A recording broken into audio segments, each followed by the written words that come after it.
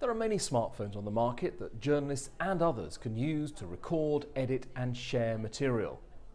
In this video, I'm going to share with you a number of tips that could help your recordings look and sound better. Here at the BBC, many of our journalists are using iPhones, and while this film looks at those devices in particular, a lot of the principles apply whichever smartphone you're using.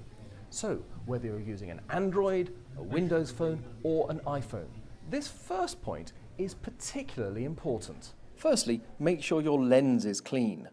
Use your shirt or a tissue, but often glasses cloth is best. You need to make sure your phone is in airplane mode before you start recording. Going into airplane mode is really important because it stops your device receiving a phone call. If it can get one while you're filming, it will interrupt you and you may not get a second chance to record. Video files can get very large very quickly, so check in your settings how much space you have available. Ideally, try to have at least half of your device's capacity spare. You can record more if you can reduce the resolution of your video. On some devices, this is just a case of going into your settings and dropping the resolution down. If your footage is for TV or online, then you'll want to record it horizontally. Indeed, for the BBC's news gathering app PNG, that's the only orientation it will support. But vertical framing is increasingly accepted and acceptable on smartphones, but the resulting footage is not so useful for the BBC's purposes. The phone will automatically adjust the focus and exposure based on what's in the scene, but you can get better results by taking control. Tap the screen to adjust the focus and exposure. Press and hold to lock in those settings. You'll see AE/AF lock displayed to confirm this. You can also move your finger up and down the screen to tweak the exposure even more precisely. Most smartphones will give you the option to zoom while you're recording your video, but this will degrade the picture quality. So it's usually much better to get closer to what you want to film, as long as it's safe to do so.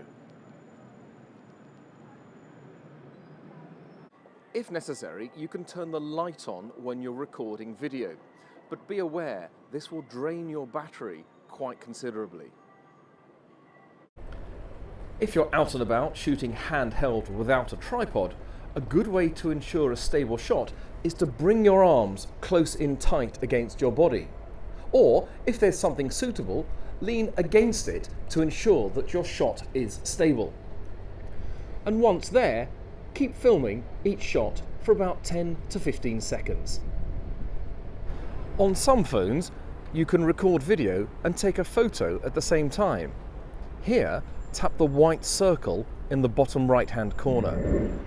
If you ever need to record a piece to camera using the front-facing camera, make sure you look at the lens and not the screen to ensure you have the correct eye line. Getting good audio is vital for your video. The inbuilt microphone on most smartphones will be fine for ambient sound, but the closer you get to a guest or an interviewee, the better the audio will be. If you can, go somewhere quieter, or even ask the guest to speak a bit louder. Outdoors, wind noise can also pose something of a challenge. You can overcome many of these problems or challenges by using an external plug-in microphone or a clip microphone. This will give you much better audio, as long as you are using a mic with the right kind of connector. A cheaper alternative or emergency standby could be to use the microphone on your headphones that come supplied with most smartphones. Plug that in, and then you can use this microphone to get better audio and good framing. Bear in mind though, we took something of a risk here by plugging in the microphone after we'd started recording. It's usually far better to plug your microphone in first and then launch your video recording app. Make sure you know where the microphone is that records audio when you're recording video. On the iPhone, it's between the lens and the light, but whichever device you're using, find out where it is, but don't cover it with your hands. You have another couple of options when you're recording video. You could record slow motion videos and also time lapses.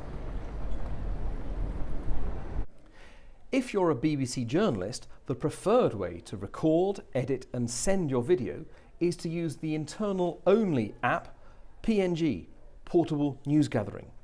Using PNG will ensure you've got the correct frame rate for broadcast too. You could then save and file your recording directly into the newsroom systems.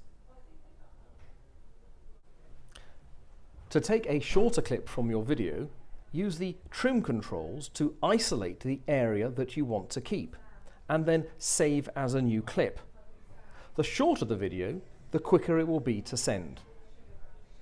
When you're happy with your footage and are ready to share or send it, tap the box with the forwarding arrow to reveal the options available to you.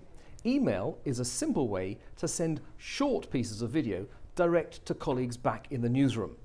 Another option would be to upload your content straight to social networks or onto a cloud service.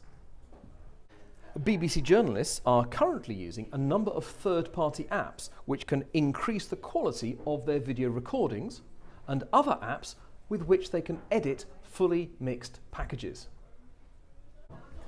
A smartphone has the potential to be a mobile news gathering device in your pocket. Explore, practice and get comfortable with many of these techniques, and you'll soon be able to record and share great material.